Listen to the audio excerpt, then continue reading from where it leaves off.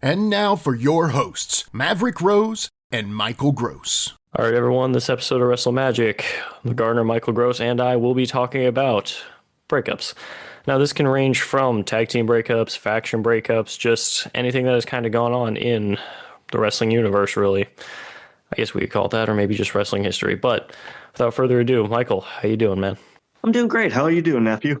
Not too bad. Had somewhat of a cold, I think, today, but, so I might sound a little bit funny, just a little stuffed up. But either way, feel good. Let's go ahead and hop into this. So we've talked a little bit about tag team breakups and how things go with, it seems like in WWE especially, that they really love to break up tag teams. And sometimes it is for the better. Sometimes it's like, why did we need this? I don't see the point sometimes, and a lot of fans don't seem to see points sometimes as well in tag team breakups, especially if the team was working well together. But you know what? Sometimes it does benefit another star. I mean, you know what? There's a few that have come out of it very well. There's some that just floundered, I guess we could say. Do we want to start off with that, or do we just want to go into some teams that we've thought about? Well, I'd like to go into some teams that we thought about because there is a wealth of knowledge that we're going to have to share and have fun and let everybody know about a lot of cool stuff. And there are so many teams that, people don't realize there was a breakup on screen and there's a breakup off screen. And that's a big thing that people don't understand. Like the breakup off screen is way bigger than the breakup on screen because that's a personal thing and they can't work together anymore. So I think I would like to start out, if you don't mind, with the Steiners. So Rick and Scott Steiner both went to the University of Michigan, and they were both just collegiate, crazy, awesome wrestlers. They could do things that people couldn't understand as far as their strength goes and as far as what they could do just physically, athletically. I mean, I don't know if I've seen a team in my life as minus maybe the world's greatest tag team of Hawes and Benjamin. I've never seen a team as athletically gifted as the Steiner brothers. So the first time I was exposed to Rick Steiner was when they did the UWF merger with Jim Crockett Promotions, which was the NWA that became WCW. Now, the biggest thing was he was part of a group that was led by a man named Eddie Gilbert, who was notorious for being in a territory, and then if he didn't get his way, he would go back to Memphis and he would work there and book there and everything else. But he had this really awesome stable, and it was called Hot Stuff International. It was Rick Steiner. It was Eddie Gilbert. This kid, Sting, I don't know. I think he might have went somewhere. It was pretty awesome. But Rick Steiner, and he formed part of a group called the Varsity Club with Kevin Sullivan after he split off from Eddie Gilbert when Eddie did one of his famous jumps back down to Memphis and things weren't going his way. And he's with Kevin Sullivan, Mike Rotundo, and Dr. Death, Steve Williams, all of them great amateur wrestlers. And they did some of the most amazing collegiate style of wrestling, and what they call amateur wrestling, but I don't like to call it amateur wrestling because one of those amateur wrestlers will take somebody down in a heartbeat, 5 seconds, So you could see that Steiner was getting bigger and bigger and bigger. And Mike Rotundo, of course, he would hop back and forth to WWE and back, and he would go under his real name of Mike Rotundo and then eventually become IRS and things like that. Steve Dr. Death Williams would make a lot of money overseas in Japan. Well, then all of a sudden, the younger brother, Scott Steiner, decides to be a professional wrestler, and he comes in. And the physical specimen that he was above and beyond anything I'd seen. I mean, the Road Warriors were jacked, but there was no Scott Steiner jacked. There was nothing like that. It was just like, wow, like this guy's huge. His muscles are huge. But he was the first person in America to do the Frankensteiner. And what's Bron Breakker calling it now, by the way? Do you know? I have no idea, honestly. I think it's the Breakensteiner. But to watch him go up to the top rope and do that and just take people off like that, it was really, really cool. And then they had some legendary battles with every tag team in Jim Crockett Promotions. And so Rick and Scott Steiner, I was amazed by how great they were and how amazing and crisp they were, especially for Scott to be as young as he was, because he wasn't in the business very long before he's making his pro debut, and he's there with Rick, and they're just doing it, and they're doing it, and they're doing it. They were the team picked to dethrone the Road Warriors. That is a huge accolade. Wouldn't you agree? Oh, definitely. I mean, the Road Warriors, I mean, they've got things still named after them, the Road Warrior Pop and everything from when they used to come out to Iron Man and how the crowd would just go absolutely nuts for them. And I would consider them personally my favorite tag team of all time, or at least considering them the greatest. So, yeah, it's definitely something high up there. Yeah, and to be the team that's going to dethrone the Road Warriors, that is a huge honor. That's a huge privilege. And so you have to look at what do these guys bring to the table? Well, obviously, having that collegiate amateur background, being as good as they were and as strong as they were, and the stories that I have heard from other podcasts about them duct taping people to the ceiling. I mean, That's so goofy. they talked about who the Steiners would mess with and who they wouldn't. And one person they wouldn't mess with, Ron Simmons, but that's a whole other story. So anyway, getting back into it, the Steiners started running roughshod over all of Jim Crockett Promotions, the NWA. They're the people to eventually take down the Road Warriors in a Crockett Cup. And the way they did it could have been a lot more beautiful. It could have been a better storytelling of passing the torch. However, they didn't do it like that. So then we look forward to what's going to be the next thing. And that was them jumping ship, and they went to the WWF. And they eventually took those tag titles. And it was the 90s. It was great. It was actually great. Like the way they booked them, it was so strange because they would pal around with Lex Luger. And so you have all these WCW guys all together. And it made no sense why Vince was putting them at the top of the card. But I mean, there's nothing you could say to the Steiner brothers to tell them that they weren't going to be at the top of the card. So that went on. Of course, that contract wore out, and they came back to WCW for I guess the rest of their tenure. They did have some epic matches with Harlem Heat. They had some epic matches with the downside side of the Road Warriors. And then, of course, they had to multiply put over the Outsiders over and over again, which I didn't agree with because they were so much more talented and the Outsiders didn't defend the belts. They just held on to them. And so it built up with the NWO storyline getting hotter and hotter and hotter. And they kept working a storyline that was between Buff Bagwell and Scott Steiner over who had the better body. And I mean, Buff was jacked, but he wasn't Scott Steiner. Nobody was Scott Steiner. In his day, Scott Steiner was the only Scott Steiner. The people used to say he was a He-Man doll, a walking He-Man doll. So eventually it got to where there was a big tease for a long time. It was probably about 3 or 4 months where they kept doing this big tease and this big tease. And you could see that he was going to turn on Rick, but they wouldn't do it. They wouldn't pull the trigger. They wouldn't pull the trigger. And finally you have a match and they're in the middle of it and they do the Steiner Brothers stance. So Rick is on all fours and Scott's above him posing, and then he puts his hands together and the crowd pops. They were all for the heel. They were all for Scott. Makes the double axe handle, drops it right in the middle of his back. Betrays his own brother. It's one of my favorite splitting of tag teams. Now, what happened with that is that Rick would form intermediate tag teams with like Kenny Chaos. Don't even ask me about that one. That was just weird. And he would form, just a little offshoot, one-off tag teams. And he kind of like just got stuck in the mid card. He had a feud with Shane Douglas, and basically he developed a new character, especially when Russo was there. And he had like this saying, it's like, if you don't like me, bite me or something, because he was the dog-faced gremlin. It was really silly. But then Scott just turned into the next big thing because he just got more and more jacked. He dyed his hair. He cut his mullet, thank God. And he became a larger-than-life character.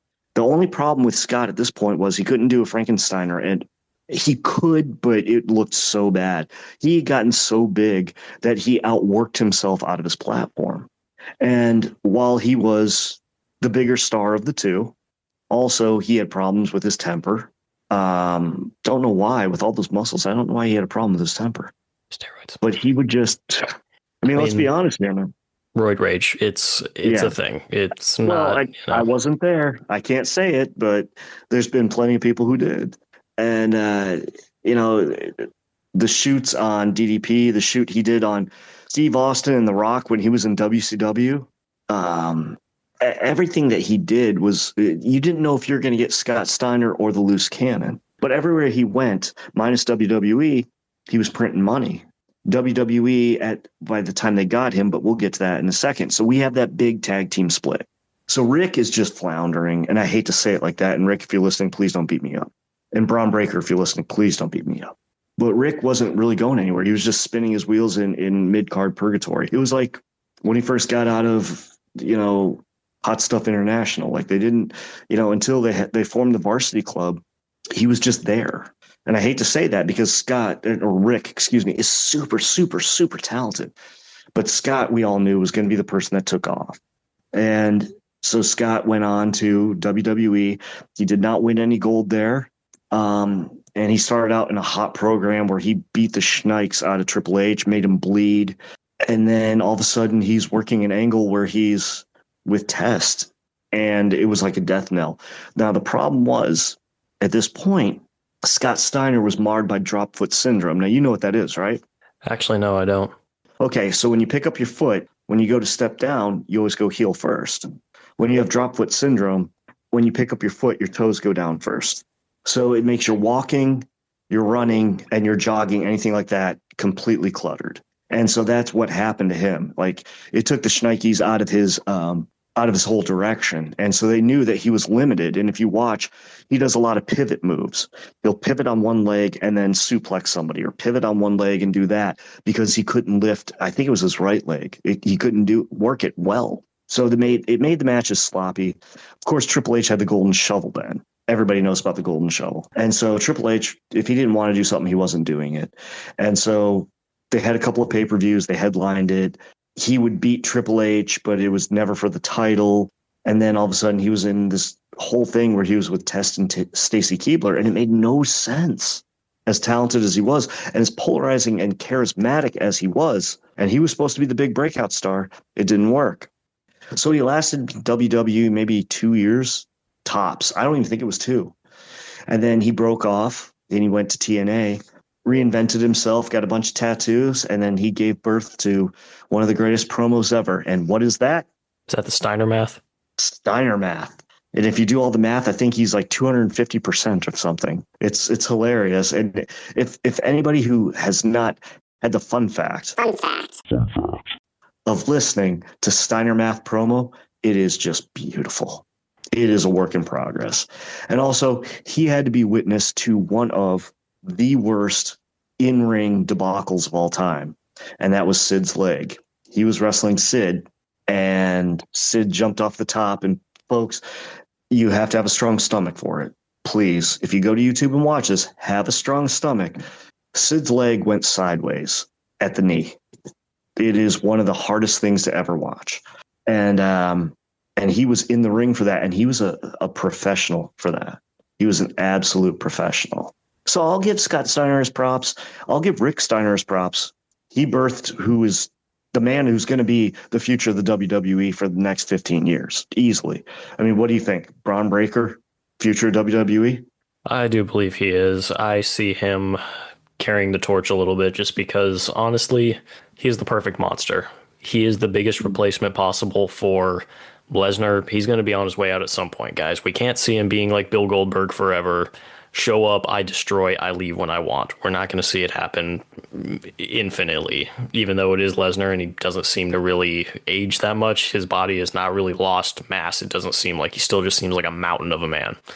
But along with that, also replacing Braun Strowman, another name of a giant. It's just somebody else that's really that big and carries that monster sort of character. I think it's kind of perfect in a way that he can slide right into that role. He's young. He's got talent. I think the lineage really has helped him out, and maybe growing up around, obviously, his father and his uncle there, I think he is going to be something special. And under Heyman, I think it's going to go even better. What do you think?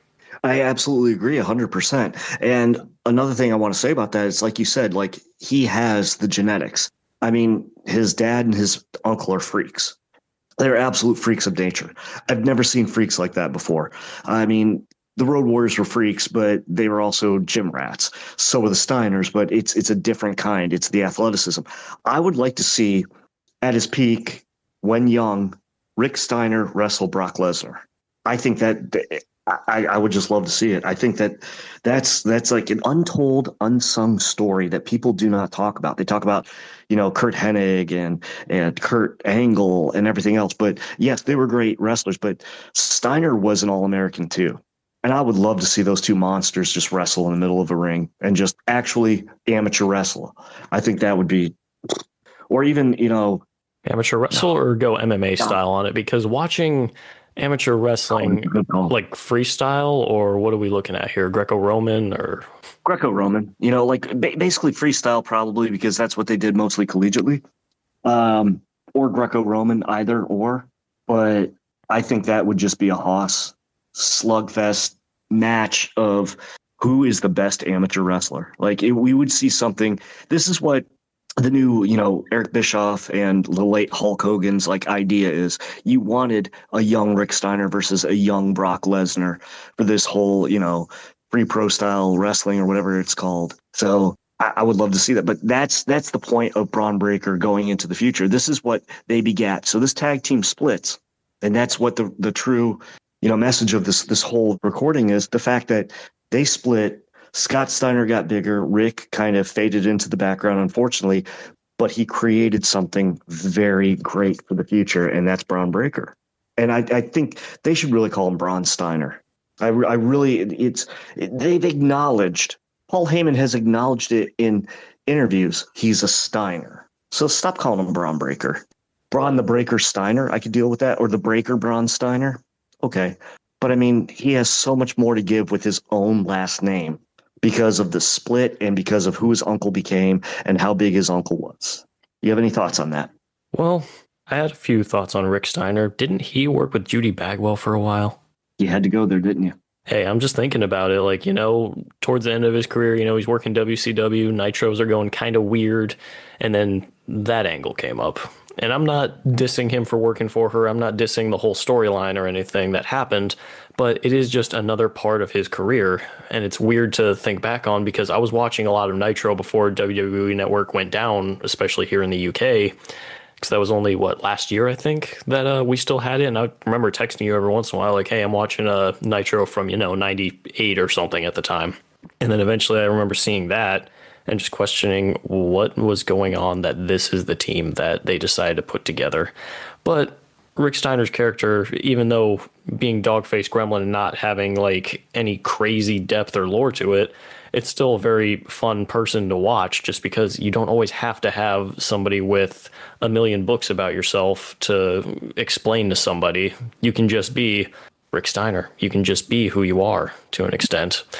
And I think Scott Steiner was definitely going to be the rising star of the two. I think it may have just been the fact that he had some youth on his side and wasn't really needing to worry about himself aging as quickly or anything like that. And I do believe, in my honest opinion, I wasn't there. I don't know for certain, but I do believe he was on steroids. And I think that potentially broke down his body a little bit more prematurely. And I don't think he could have lasted because of that.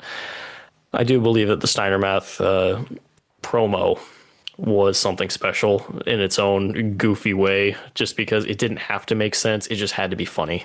And even when you're thinking about it and you're doing the actual math, you're like, what is he talking about? It made no sense. And to this day, he makes fun of himself and he brings it up. And I think that's great to have that kind of humility, because he is known and very much known to be a loose cannon backstage. And they said there was a few people that the Steiners wouldn't mess with. And they definitely would not mess with Ron Simmons or Mark Henry. I could see that. I mean, after meeting or seeing them both at For the Love of Wrestling up in Manchester, they're definitely not anybody I'd want to mess with either. Mark Henry's hand, I swear his fingertips went past my wrist when I shook his hand. I was like, what in the world? This guy's huge. Serious?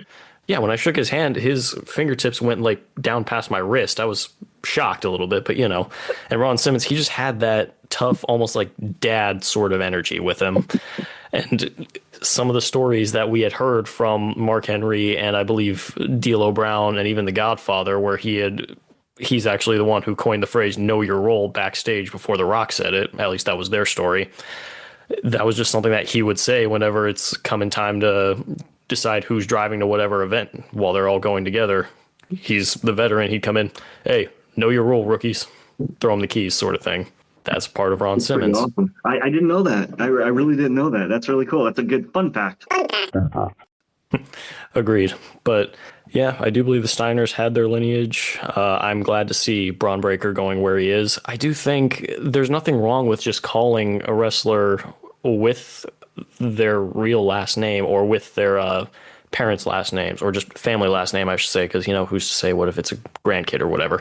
But I do understand some people's cases, like, what's Brian Pillman's son's name now? Lexus King? Lexus King, I can't stand that. I'm 50-50 on it because I don't know if it's his own doing, but I can understand because there was something that he had said once it came out. I don't know if it was actually him or if it was the company just saying like, hey, we want you to be your own star. We don't want you to live in your father's shadow. And I believe that may have just been him. And I respect that if he's coming out and saying, you know what, I am my own man. I don't want to be just seen as my father's kid. I don't want to live off of his credentials. I want to be my own person. And there's nothing wrong with that. I actually respect it more because it's saying, you know what? They had their career. They did amazing things. I respect it. I appreciate it. I've learned from them, but I'm going to do my thing and I'm going to make a name for myself without leaning on them. I would actually kind of rather that to an extent. But I do believe it kind of depends. If they're going to tag team with that family member or have that family member be their manager, it wouldn't make any sense. What do you think? Well, I always thought that the King thing is because Brian Pillman, and you got to follow me on this one. Brian Pillman played for what football team? What football team? Mm-hmm. I actually don't know this one. Cincinnati Bengals. That's why he always had tiger striped pants. Okay. And what show was hot and had a lot of controversy on Netflix a couple of years ago? Tiger King, Lion King on Netflix. Oh, Tiger King, yeah. Exactly. I think that's how they based his name. I don't think he had anything to do with it because he had actually said in a lot of independent interviews, he wore a mullet on purpose because it was an homage to his father. So I don't think that he doesn't want to be. I think that they just wanted to rebrand him and own him. And the thing is, he had already made a name in MLW and in AEW as Brian Pillman Jr. Brian Pillman's a name. Lexus King isn't. That's my opinion on it. I think you can use that storyline of I want him to, I want to be my own man and everything else, but that's the storyline they're feeding him. If you watch his independent interviews with RF Video and other places like that, he'll tell you straight up he loved his dad and he wants to be his dad's prodigy. Okay, that's fair. I mean, but looking back, there are some wrestlers that without the name, what were they? And that's kind of what I want to bring up with this because, like, let's look back at some other careers, and I don't want to go too in depth on it and go crazy on this, but thinking about Lacey Von Erich, if she didn't have the Von Erich name, what would she have been? Probably about the same as she was when she was in the ring. Nothing. I mean, yes, but I hate to say it like that. It's terrible, but yes, you're right. You're right. Without that name, the Atkinson name is not going to mean anything. Yeah. But people know about the Von Erich name, so that's what made her, or at least got her in the ring to begin with. When and I hate to say it, I'm not trying to be mean, but she didn't deserve to be in that ring. You and I both know that. He was not trained properly. There is a huge difference between being mean and looking at this honest in the face and calling it as it is. Now, would I walk up directly to Lacey and be like, you were terrible? No, I'm not going to be that kind of an a-hole.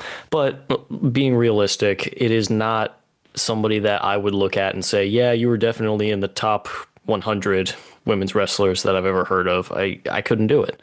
And that's just my honest opinion that she didn't really deserve to be there. And the Von Erich name is kind of what even got her probably to TNA.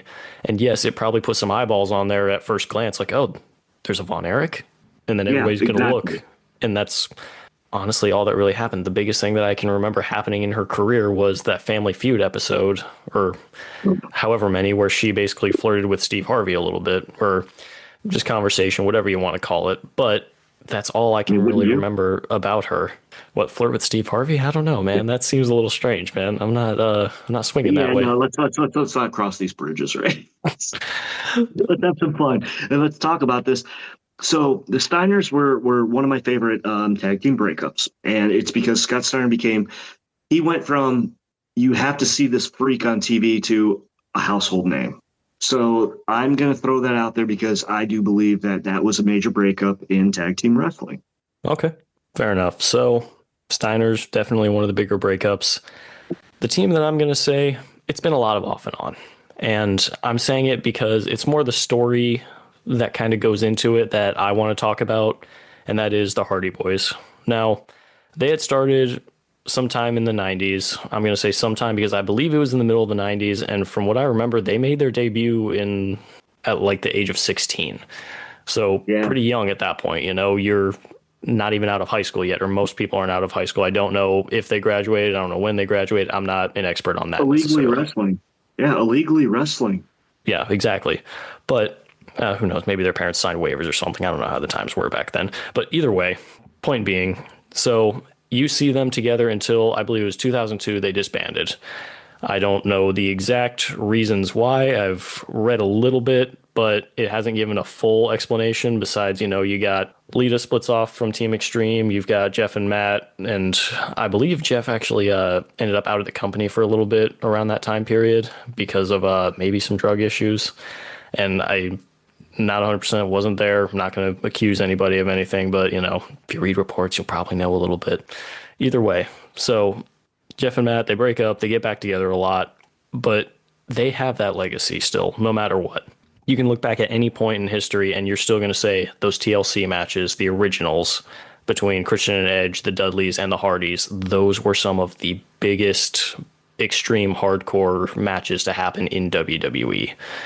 It's something that revolutionized the way that hardcore wrestling can work with tag teams and just that whole genre of wrestling, really. The Dudleys and the Hardys really put their lives out there just as well as the Christian and Edge. I'm not sure what to actually call their team, but either way, they're just Christian and Edge. It was called Eck. They were in a faction, a mini faction with Kurt Angle, and they called it Eck.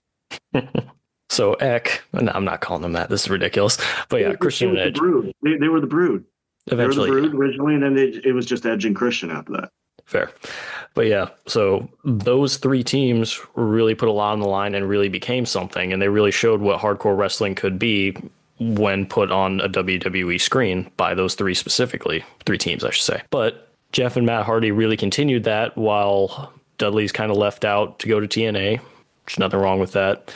You see Christian and Edge, they weren't separated completely, but you saw Christian leave for a while, go to TNA. You saw Edge continue in WWE. Wasn't quite as extreme anymore, but he developed his character. Storylines went on. We all know that history. But Jeff and Matt, they continued being extreme throughout their whole careers. And then you see them come back in WWE for a little bit. Eventually you see Matt Hardy wins the ECW championship. And then you see eventually the long anticipated Jeff Hardy winning the WWE championship in a triple threat match against Edge and Triple H. And it was such a huge pop. You see him on top of, it was at Armageddon. I don't remember which year, but I know that you see Jeff Hardy standing on top of the set that they had, like this castle, holding the championship. Crowd is just going nuts for him the whole time. Then eventually you see Matt Hardy come out with the ECW championship, pat him on the back and hug him and everything. It's a nice moment. Eventually it leads to a storyline of jealousy between brothers. Eventually you see them split off again. They start having crazy matches again. They have eventually a stretcher match, I remember, which I'm not really a fan of the concept of that match necessarily, but, it was what it was. And once again, eventually history repeats itself. They get back together. And that kind of, to me, is a tale as old as time that, yeah, brothers may fight. They may have their differences, but they're always going to come back to one another when they really need each other. And you've seen eventually Jeff Hardy leaves TNA or leaves WWE to go to TNA. Matt Hardy goes eventually. And then they stayed there, and then they became arguably the biggest thing that TNA had for a while. You remember when the broken stuff started and you saw the final deletion. Brother Nero. You've sent, what was the name of the little... Senior Benjamin? Senior Benjamin, I loved him because we watched the final deletion the first time at a friend's house, and your uncle and I were watching it. And when they do the pin, and then they take the mask off Will-O-the-Wisp, and it's Senior Benjamin, and your uncle's face just popped like we were watching something out of Scooby-Doo when we were 6. It's just like, this is awesome. It was really awesome, to be honest with you. It was, while I don't like cinematic matches and things like that, that's what TNA needed to survive at the time. And then if nobody's ever seen the tag team deletion, the end of that is just so epic. Oh, it's the Express that rocks and rolls. Oh my God. Brilliance. Absolute brilliance. So ridiculous, but I love it. And then you see these sort of things go on, and then You eventually see, okay, Jeff and Matt feuding again. They reunite again under the Broken Universe or whatever you want to call it. And then you have Brother Nero and Broken Matt. And as crazy as it is, and Matt changing his accent every 5 seconds, I still think is the funniest thing in some of those matches where you see him randomly doing like an African accent in the ring with the official, asking him if he is a trained professional official and everything. And it's like, why is he changing so much? But either way, part of the gimmick. But point being, you're eventually going to see them always come back and help out one another. Even when they're separated by company contracts and everything, you see them eventually still join up. And I do believe that they're most likely knocking on retirement's door right now. I think we're coming close to the end. And it's kind of sad for me because I grew up really loving watching the Hardy Boys, and especially Jeff, because, you know, that was just, it was everybody's hero at the time. Oh, yeah, definitely. Everybody wanted to be. I remember doing swanton bombs off of like the big snow drifts after having heavy snow and everything on the playground. That's just what we did because we were kind of dumb, but we were having fun with it anyways. But that's who we all wanted to be. And that's kind of how me and my friends sometimes did look at each other as kids, is like, all right, well, you're Matt. Well, why can't I be Jeff? And, you know, just that whole argument comes up because everybody wanted to be Jeff. But in the end, they always do come back to one another. And I think that's the real story that comes out of it. I really appreciated seeing it, even with all the craziness that has happened, and seeing that even with some of the worst storylines that have come out of it between the final deletion, as goofy as it was and how awkward it could be to watch sometimes, because I'll be honest with you, it was like it's so bad it's good sort of thing. It is one of those. It's as a good friend of mine who owns a very nice comic book shop in Geneva, Ohio, would say, it's a train wreck. You're not supposed to look, but you can't help. I agree, but there's some things in it that are just so hilarious, like Jeff Hardy's outside mowing his lawn to look like tribal tattoos and everything. And then what does Matt do later on in the same match/video to mess with him? He drives over it in just a regular lawnmower and is messing it up while Jeff's running away from like these drones that are being piloted by like some computer system. What was the name of the drone? It was something, I don't remember, but it was something ridiculous. I remember that. The whole thing was hilarious. But here's something I'll say about the Hardys, okay?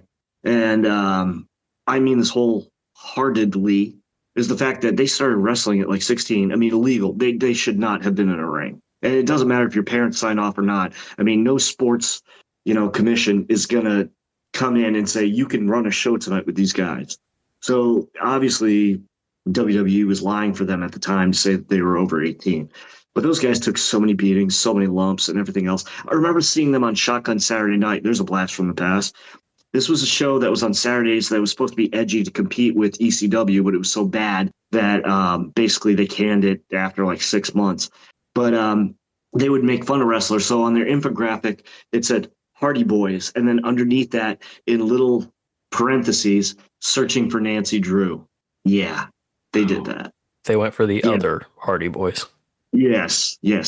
And I thought these guys are never going to make it. And then they just kept getting bigger and bigger and bigger. And who is the number one tag team that they influenced? Influenced? Mm-hmm. Just look at them. The look. I mean, it's going to be the Young Bucks. Exactly. And then the program that they finally get to work together was just subpar. And you look at it, it's like, okay, this is supposed to be the dream match, the originators versus the imitators, or the originators versus the young, hungry people, and it fell flat. It fell flat mostly for the Hardy Boys, which I think was we're about to take a big bite of our cheeseburger and you pull it out of my hands real fast, and all I get is a little nip. That's not fair. I want to eat my cheeseburger. I'm hungry. That's what I've been thinking about all day. So, that's the kind of things I look at as far as like their career was. They helped redefine 90s tag team wrestling, bar none. The Hardys, the Dudleys, Edge and Christian, the Steiners were past. Harlem Heat was still kind of hot at that point, and I love me some Harlem Heat. Don't get me wrong. The Road Warriors were definitely on the downsides of their careers, but you had something really amazing with the Hardy Boys. And for both of them to turn out to be good stars the way they were, man, it's very few and far between. Would you agree on that? Oh, definitely agree. And realistically, have you seen the resume of how many championships that they have won across so many different companies? And I That's mean, insane. I remember seeing when they were getting ready to come back to WWE and they were going on that crazy run where it's like they won the Ring of Honor championships, the TNA championships, tag team championships, of course. I want to say they even went to like MLW or something else. And it was like, okay, where are they going next? And it was kind of obvious and everybody was hoping for it and waiting on it. I want to say it was like for a tag team ladder match at WrestleMania or something.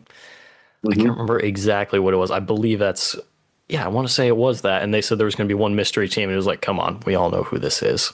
There's no way it could Yeah, be anyone else. that was kind of shoddy booking, but when you look back on the whole thing about it, everybody knew who it was going to be, so everybody was hyped, and that put a lot of fans in seats. Yeah, Okay, definitely. and that's a big thing to me. They put some fans in seats, and they couldn't wait for it. And of course, they tried to do the whole mystery thing where we're not going to tell you who it is, or we'll fly them in, and they have to wear cloaks when they come in and stuff like the stuff they did with AJ Styles. But that made sense with AJ Styles, and there were so many rumors about AJ Styles, but there was like they kept it from the dirt sheets, they kept it from the internet and everything else. So while it wasn't super special because we all knew, it was still special. It was still fun. It was Oh, great. yeah. I feel like sometimes building that anticipation, that alone can be such a huge moment in wrestling history. And I think that's what really made it something special. It can really make or break you, especially if it's like if you're not giving the fans what they actually want and you're making them anticipate, oh, I think it's The Rock coming out, and then it's not. Disappointment can really just drag people down if you You're really. absolutely right. I agree with you 1,000% on that one because when people are like, okay, like honestly, we all knew it was going to be Joe Hendry at WrestleMania, but the buildup was suggesting Nick Aldis. And so I would not have been disappointed if it was Nick Aldis. But if they put anybody out there besides Nick Aldis and besides Joe Hendry, it would have fell flat. I don't Yeah, care who it would have been. You could have brought out Moose from TNA. It would have fell flat. And Moose is a beast. All right. So you have more believability that Moose is going to take out Randy Orton because he's a monster of a man. He really is. So, I look at like anybody could be. I can't think of one person that could have been put into that situation. So you have to, it's like you said, we know who's coming out. And with the Hardys, right place, right time, right storytelling. yeah, And that definitely. was perfect. That was perfect for them. So may I go ahead with a tag team that split up? I was thinking either tag team or faction next. Either way, go for it. Well, I was going to go with the Road Warriors, and I was going to explain what actually happened to them and why it happened. The fact that the Road Warriors, Hawk would get left-brained, and he liked to party a little too much, which caused them a lot of problems in a lot of different companies, whether it be NWA, Jim Crockett Promotions, NWA owned. He would put up with it because they were such a draw. And they were known for one thing, and that is The Road Warrior pop. exactly. Nobody could get a bigger reaction than the Road Warriors. And when I was a kid, I mean, that was my favorite tag team. I watched them. Like, I would stand in front of a little black and white television with your Uncle Tim, and we would just watch it, waiting for the Road Warriors to come out. And when they came out, there was nothing like it. You'd hear Iron Man, and then the whole crowd would just go crazy, and everybody, their eyes would dart right at the entrance, and their eyes would not stop until they got in the ring. And usually Road Warrior matches were like Goldberg matches. They last about 60, 70 seconds. They'd go in, beat the snot out of somebody, lay them out, and they were out of there. However, as time went on, WWF, at the time before it was WWE, was more stringent about doing all kinds of drug testing and wellness policies. It wasn't really a wellness policy back then. It was more, we hope these people aren't on all kinds of narcotics. And Hawk would always fail for those. During this time also, Hawk got mad at Vince McMahon about something, and Hawk, kind of like Ron Simmons, was a person you did not mess with. So after their show in Wembley, which was supposed to be a headliner, by the way, they moved it to opening match. He left the stadium and went to a Hells Angels bar and hung out with a Hells Angels chapter in England, which I didn't even know. I mean, I've never seen, well, I've never been to England, but I've never thought that, an American motorcycle chapter would have something over there. And he refused to come back. Animal had to work all these tour dates by himself, and Animal was getting paid for both of them because Vince McMahon said he would make good on his promise. Okay. At the end of that, Animal was hurt, and he took a Lloyd's of London policy, which this is a company back in the day. They're out of actually England also. And if you got hurt, they would pay you whatever if you always paid your premium for the duration of whatever it was, they would pay you. So he could not wrestle for 2 years. Hawk decides he wants to wrestle again. So he goes to New Japan and he starts the Hellraisers with Kensuke Sasaki, also known as Power Warrior. Exactly. And they were a pretty dominant tag team, but it also hurt Animal's feelings because he couldn't be there and be part of the team. Now, eventually, Animal would get healthy again, but they formed a 3-man tag team as the Road Warriors and Power Warrior. And then they ended up doing other stuff. And then eventually the Road Warriors got back together and went to WCW again. At that point, Harlem Heat was getting really big. And they did some feuding with Harlem Heat and Sting and Luger, but it didn't get as big as it could have been if it was 2 years prior. 2 years prior, they could have blown the doors off of it, them in their prime and everything else, but Hawk couldn't get his stuff straight. So that was a real tag team split that was behind the scenes and behind the curtain. And of course, got back together. They did this terrible LOD 2000 thing, and then they brought in Draws, which, God rest his soul, it wasn't his fault. He wasn't ready for the position yet. Puke. Poor dude. Disgusting. But what I will say is that even in their dying days, I loved the Road Warriors. And then Hawk, of course, went off the rails again. They had to reform the team. Hawk eventually passes away. And then it became Animal by himself. And then Animal reforms the team with Heidenreich, which... He looked like Hawk, but he definitely wasn't Hawk. He looked terrible. And he couldn't wrestle. He couldn't wrestle. And I'm not trying to be mean about the guy, just the fact that if they put you with Paul Heyman and you couldn't succeed, the writing's on the door. Why do you keep this person employed? You know? So yeah, that's that. I'm going with a behind the scenes breakup. I'm going with the Road Warriors and how bad it affected them and altered their lives. And of course, if you've never seen the Road Warriors documentaries that WWE did, it's very interesting. You find out that Animal and Hawk were close since the 80s, and yet Hawk was not Road Warrior Animal's best man at his wedding. It was actually the guy that played Nikita Koloff, Steve Simpson. Interesting. Canadian playing a Russian. His nickname, actually, when they went over to Japan, was the Russian Road Warrior. Interesting. So I figured you might like that. But yeah, these are fun facts, like fun facts. But that was a split that happened behind the curtain. And I've got another one for behind the curtain. But I digress to you because I want you to school me on the next one. Well, I don't know too much about schooling with this because it's more from your generation than mine. So I may need your help, honestly, with this. But Sure. Talking about Shawn Michaels and Marty Jannetty being the Rockers, that breakup was one that it's still monumental in a way, just because seeing everything that played out with it and just the heel turn of Shawn Michaels throwing Jannetty through that window or glass, I'm not really sure exactly what you'd want to call it, from the barbershop setup right there. It's still something that I think of actually more than I should. And it's kind of weird just because it comes up in my head about like any kind of betrayal. That's what comes to mind for me. Because to me, it still seems like the ultimate heel turn right there. Not only are you just turning away from your partner that you've been with for however long, you're throwing them through a glass window. But looking at it, Shawn Michaels definitely benefited from the split, because looking at his career, come on. Shawn was, let's say it, a technical expert. He is something special in the ring, on the mic. He was great. However, Marty, on the other hand, they tried to come up with some other ideas for him, putting him in some other tag teams that just plain didn't work. I believe one of them was with young Al Snow, actually. And it didn't last very long. The New It Rockers. didn't go well. Yeah, the New Rockers. It didn't fit. And it wasn't the right time for it. It wasn't the right place. Nothing about it really just felt right, at least from what I've seen of it. Because obviously that's your generation, well before mine. You guys got to remember, I was born in 98. So all this stuff is happening. I'm like 1. Unless I can figure out how to turn the channel on while not being able to walk yet or whatever, then it's probably not going to be something that I was able to see and remember. But it is interesting looking back and seeing that is one of the more monumental in my head. And I want to know your opinions on it and what info you have. I think it's the most famous split up of all time. And the biggest reason is because Shawn Michaels turned out to be a megastar. What a lot of people, here's another fun fact, is that Marty Jannetty was supposed to get the push out of that. but just like Hawk, he couldn't control what he was doing outside.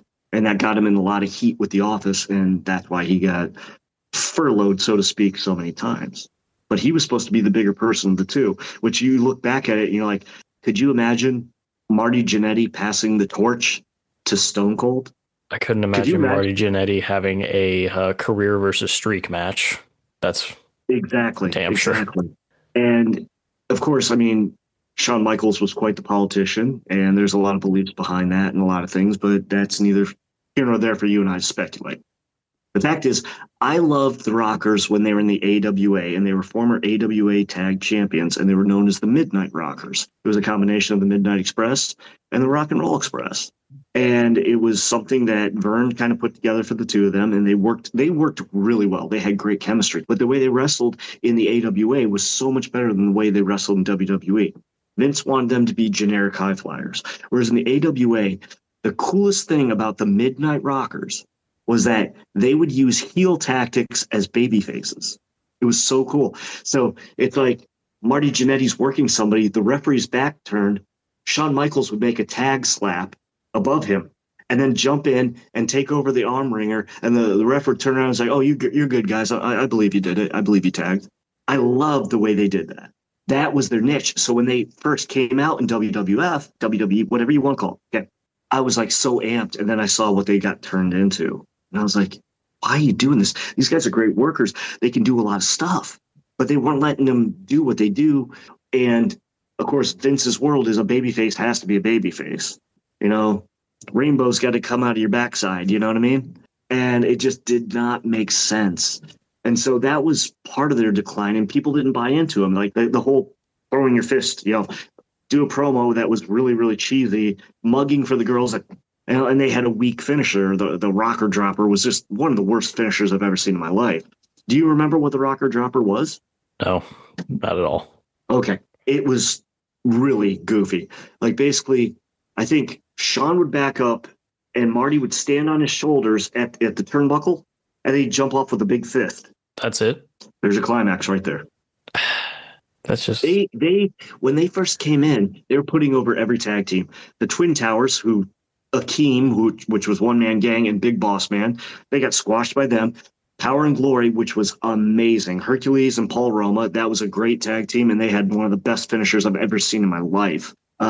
Which, do you know the Power and Glory finisher? No, I don't. Oh, it's amazing. So Hercules would take a guy, put him on the top turnbuckle, get up there, superplex him, and from the other turnbuckle, Paul Roma would jump off and give a big splash. So cool. So cool. Watching it was amazing. And of course, Rockers put them over. So you looked at this team and you thought these guys are never going to be anything. Now, you know that the Rockers actually won the WWF Tag Team Championship, but it was never on TV. It's one of those kind of situations. I've heard some stories like this, not to cut you off, man, but there's been situations that were like a house show where I've been told Owen Hart actually won WWE's championship at the time, or WWF, but it was at a house show and it wasn't actually supposed to happen. So they just reversed the decision that night, or something like that had happened, and they never actually credited him with it and things like that. And I believe there was a point where Edge getting a hometown victory in, I want to say it was a house show or some really small show, and then the next Raw or SmackDown immediately loses it. That sort of thing? Yeah. Basically, the Rockers defeated the Hart Foundation, of all people. Because, there's going to be a little feud there in the future. But when they did it, the turnbuckles broke, and all the ropes on the top ropes just fell down into the ring. So they just overruled it, and it never made air. But people were screaming in the crowd, the Hart Foundation bleeps, and you can fill in the bleep, and or it's bleeping bleep. Let's just put it that way. Okay, but that makes so much more sense. I was sitting here going through a bunch of things in my head, like they bleep. Yeah, they bleeping bleep. Let's just put it that way. But okay. Yeah, that actually happened. So it was never recognized on TV. If you look up certain lineages, they'll still recognize it as like a 5-second reign or something like that. But who cares about a 5-second reign? And then they also did a test market, and people are asking him like, well, Vince was big on the Rockers, not the Midnight Rockers, and he would ask people in test markets, what do you think? They're like, basically, they'd put everybody over at that point. They're like, they're jobbers. they're high flyers. And we all know Vince always liked to bury high flyers. So the team never went anywhere. Yeah, sounds like a Vinceism, at least from back then, because realistically, looking back through history, who do you have that were high flyers through the 80s and 90s up to that point? Well, another tag team that split up that was awesome was Strikeforce when Rick Martel turned on Tito Santana. And they had a heck of a match at WrestleMania 3, I believe, with Demolition. That was just crazy awesome. And the way they formed the team was Tito Santana bailed out Rick Martel, who was getting jumped by the Islanders, who had just turned heel and now were under Bobby Heenan's tutelage. And in the same way that they went in, the same way they came out. They won the tag titles, and they won them from the Hart Foundation, actually, when Martel put Neidhart in the Boston Crab. And then one of their last matches, they lost to Demolition, Mr. Fuji's cane shot, and everything else. And then when they split up, it was Martel like turning his back, and it's always the double axe handle to the back. Why is it always the double axe handle? Can someone explain that to me? Maybe it's because the motion and the way that you hold your hands is almost like you're holding a knife, and you go to the back. It's back. That's a good call. That's a good call. Well, what about you? Tell me about a faction that split up that really either caught you by storm or you just really thought that was like must see. Well, I'm going to say right now that there was a point in my life where I was kind of getting away from wrestling. I didn't really care to watch it anymore, and it was at a certain point in history that once I say it, you guys are going to all know exactly that point in history. And it is when the Shield broke up.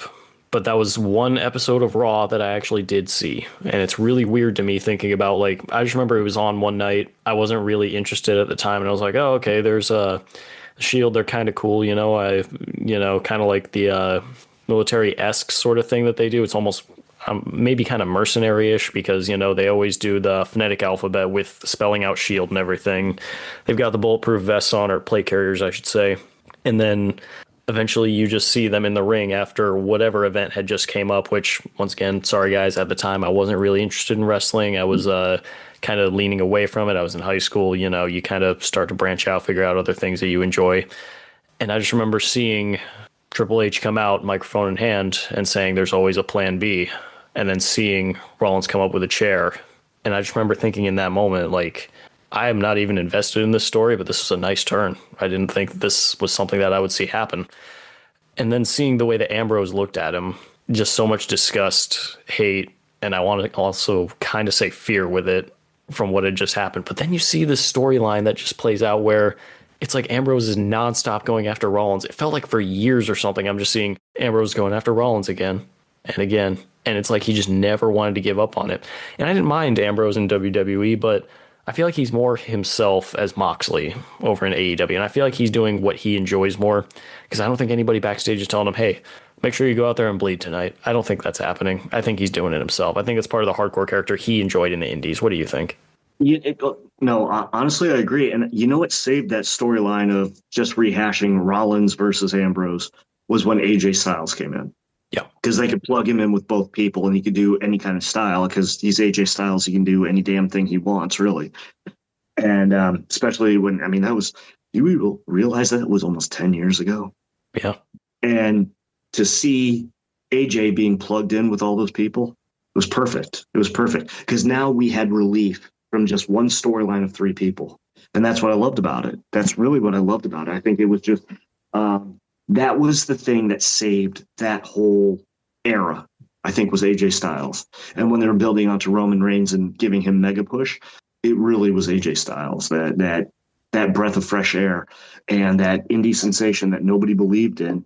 And then you all of a sudden have to say, this guy is super talented. And that's how we got our Samoa Joes. And that's how we got, Punk came from that whole TNA ROH background that all of them did.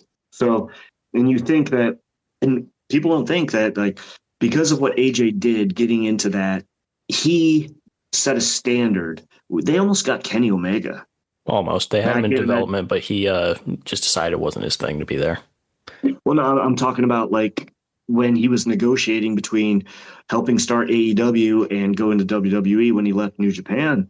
They almost got Kenny Omega, but Tony Khan's money, whatever else. But that was a great one. And that is a really great depiction of the breaking up of a faction.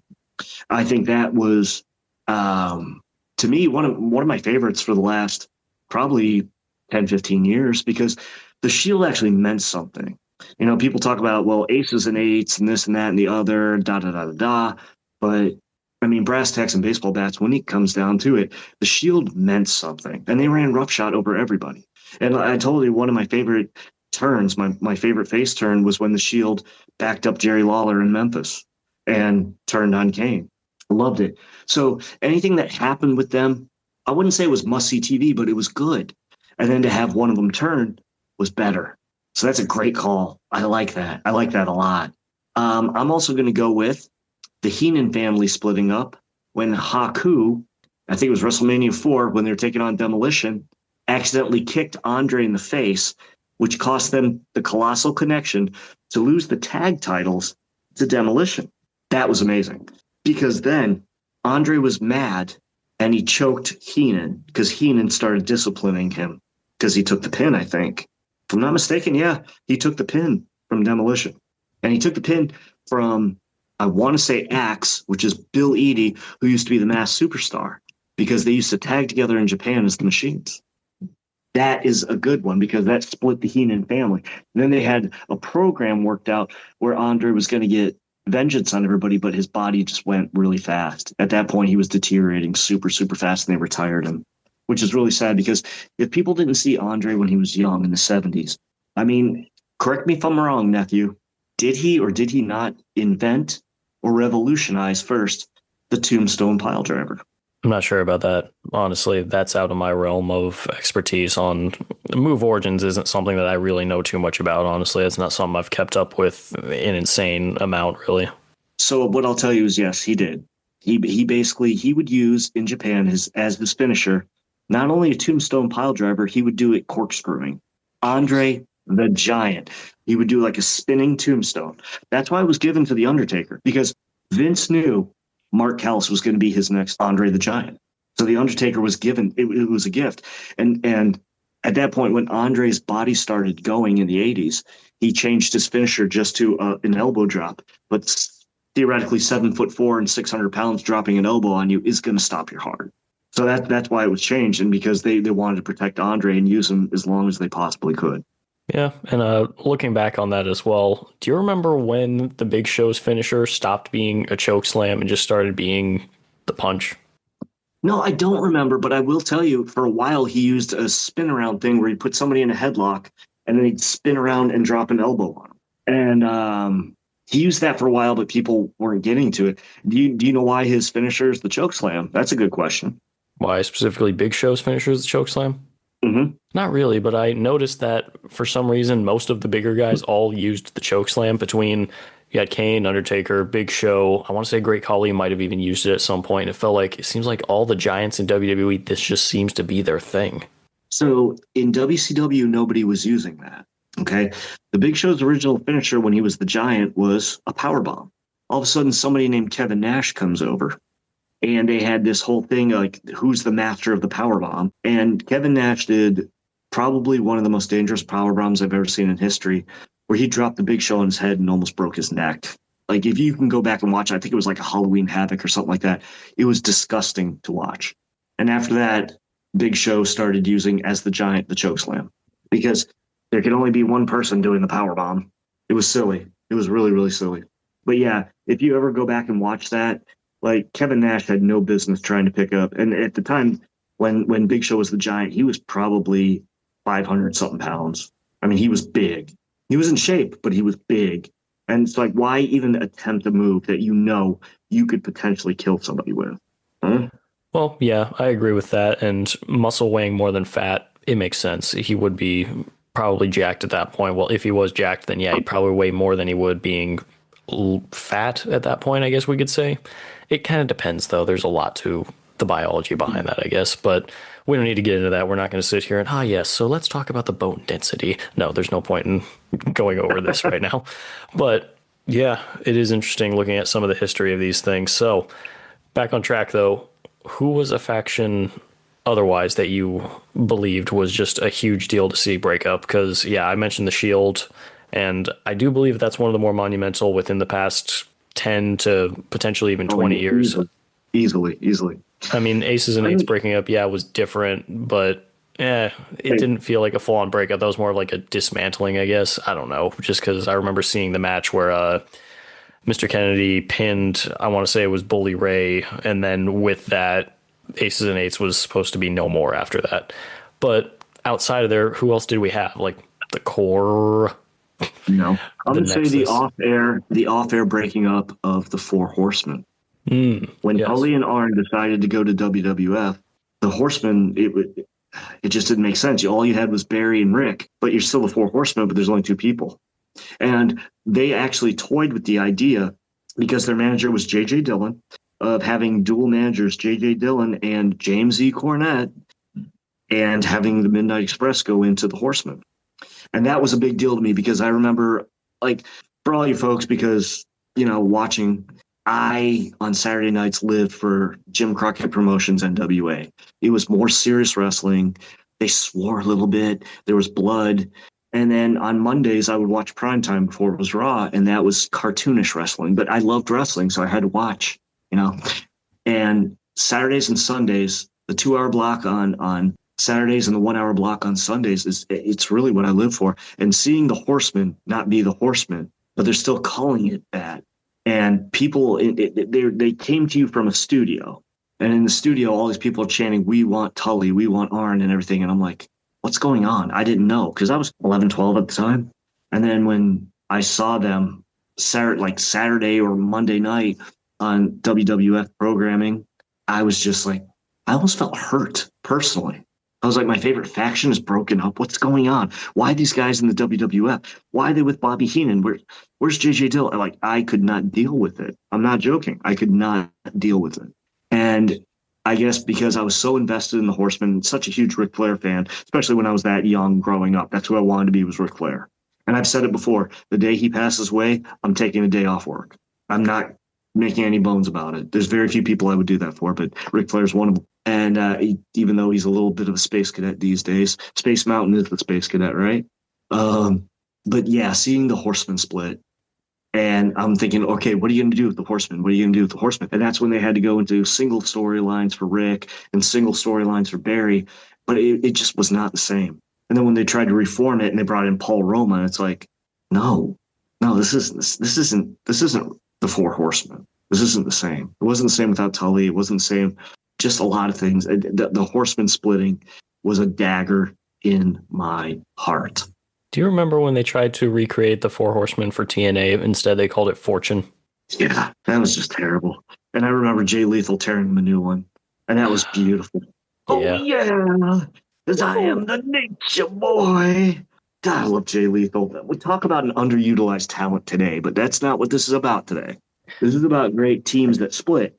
And can you think of anything that, just kind of wet your whistle? A great team that splits? Great team that splits.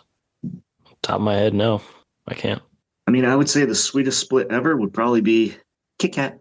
Oh, all right. Yeah, I wouldn't call it a team, but I definitely call it something that splits. And we are not sponsored by Kit Kat by any means, guys, but I do enjoy a nice Kit Kat once in a while. What about you, Michael? I get those extra large bad boys, and I'll eat those Kit Kats like there's no tomorrow. My sweets, marshmallows. I don't know why I love marshmallows, but I love marshmallows. Kit Kats, Oreos, and I will mess up a box of Twinkies like it's my job. I don't know why, but something about Twinkies, something about Oreos, Kit Kats, and marshmallows. I can just put marshmallows in my cheeks like a squirrel and have my neck bulging out with marshmallow. Just it's so Reese's. good. I love it. Reese's cups too, but it has to be the white Reese's. Not that like the other Reese's are bad or anything like that. I love those too, but the white Reese's are just something about that white chocolate. I love it, the way it plays off the peanut butter. Now, the only ones I don't really eat, which I love, my Reese's cups. I do. And like we said, we're not sponsored by them, but gosh darn, if we cannot sponsor this or not give it a shout out, okay? The ones with the chunky peanut butter in it, I'm not a big fan, but the ones with the pretzel bites in it, oh my God, those are so good. Fast breaks or whatever? Oh my gosh, those are so dang good. Seriously. With a little bit of pretzel in there, I could probably mess up a bag of that in like 50 seconds. Like I just be like sucking off my fingers, chocolate all worked up into my eyebrows, like not quite sloppy enough. Um, that's a whole other story for maybe an After Dark episode of what we do. But Maybe. maybe, yeah, maybe. But I mean, what about you? Like any particular sweets that you really really like that you got to say it's a guilty pleasure. Guilty pleasure. I've always been kind of a fan of the what's called Sour Patch Kids, but I will say I'm not as big with the regular types. I really like the Sour Patch watermelons, and being in the UK, I have found they also have the Sour Patch strawberries. I just found those not bad, actually pretty good, but I think the Sour Patch watermelon still wins it for me. Can you tell me, because we were just talking about Kit Kats, some of the interesting flavors they have in other countries of Kit Kat? Well, I know for a fact they have, I believe, a cheesecake flavor and they have a wasabi flavor right off the top of my head. I know that for a fact, which, why, I'm not sure, but there's actually a whole website that has a huge list of all these crazy flavors that they have over there. So I'd love to try them someday, but, that's once again, we'll get into that maybe another time on a random after dark about what snacks WrestleMagic really loves and just go off on our own random tangent with that. But Sponge cake. Angel Food sponge cake. I love it. I don't know why, but I love it. And I can make like fresh homemade strawberry tarts out of those bad boys and make your toes curl. Of course, the sugar content is going to make your pancreas spasm. Not going to lie, wow. but it's going to be delicious. So I'm trying to think of other splits that are pretty famous and things that we know about, but Banana splits. I just want to say I want to give a couple of shout outs real quick if we could, if you don't mind. Yeah, definitely. Shout out to Michael Sigler, mzsigler.com. He has his own website. He sells cars. He's a good friend of mine. He's one of my best friends. I bought my car Bullet Bob that I named after Bullet Bob Armstrong. And he's a foodie like I am. So every once in a while he'll post like his recipes, which are really, really cool. Also, other recipe channels, I want to say Mr. Make It Happen, because I've made his gumbo, and dear Lord, it's the best gumbo I've ever had in my life, even better than my own recipe that I use. And Not Another Cooking Show, just because if you want to do Italian, there's only one person to learn Italian from on YouTube, and that's going to be Not Another Cooking Show. Steve on there is just crazy amazing.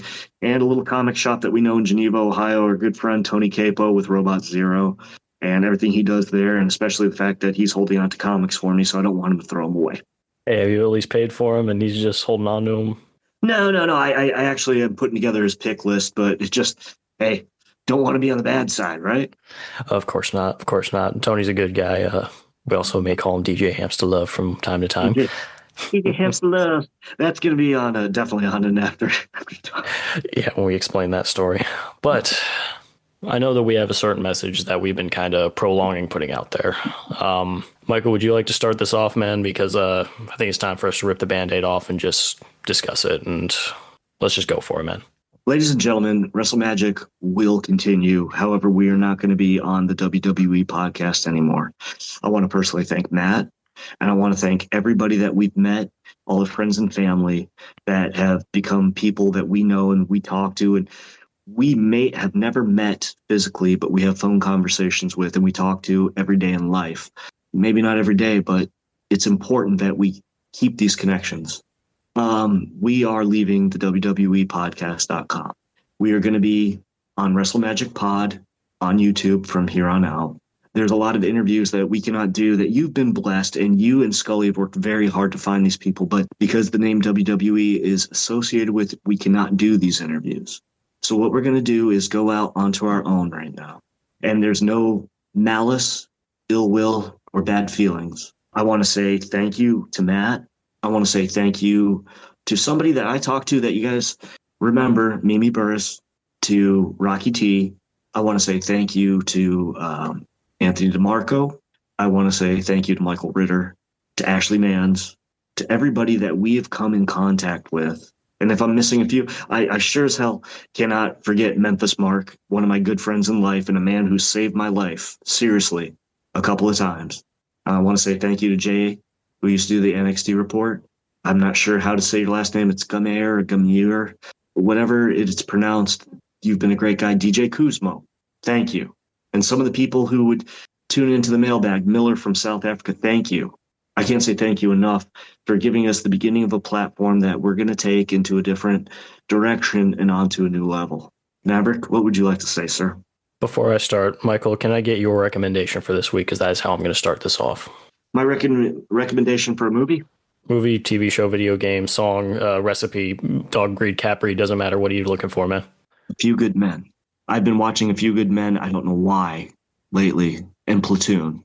And while they're different sides of the spectrum of the combat movie, they're beautiful depictions of what should be in a combat movie. As far as music goes, I'm going to say the whole album of Independent Worm Saloon by the Butthole Surfers. It is one of the most beautiful albums you'll ever listen to, because I know the name of the band is weird, but you will never realize how incredibly talented they are until you listen to that. And if anybody is on guitar and can play the wooden song, your uncle will tell you that is hard. And it's a second track. Just try the wooden song. And when you listen to that song, you say, this is done by a band called the Butthole Surfers. As far as the recipe goes, It can be anything, man. oh no, I'm doing vodka al penne with spicy chorizo tonight. That's what I'm making for dinner.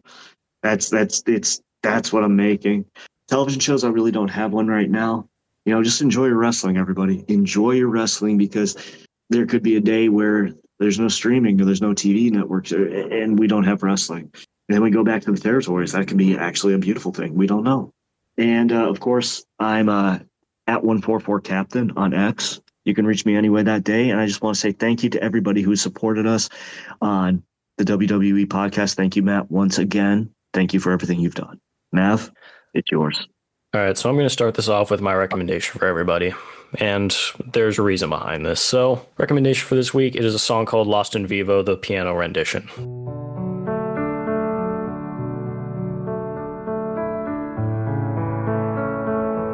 This song came from a video game, but something interesting, I actually messaged the person who created it, named Jaron Christ. Maybe it's Christ. I'm not really sure exactly how to pronounce it, but it's Crist.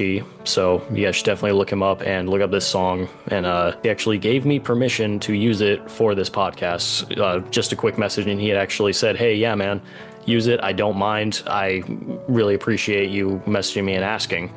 And I really appreciate him for being cool enough to say, yeah, go ahead. That's really cool of him. So thank you, Jaron. And hopefully this message doesn't get you down a little bit, but I just want to say, guys, WWE Podcast has been an amazing thing for me.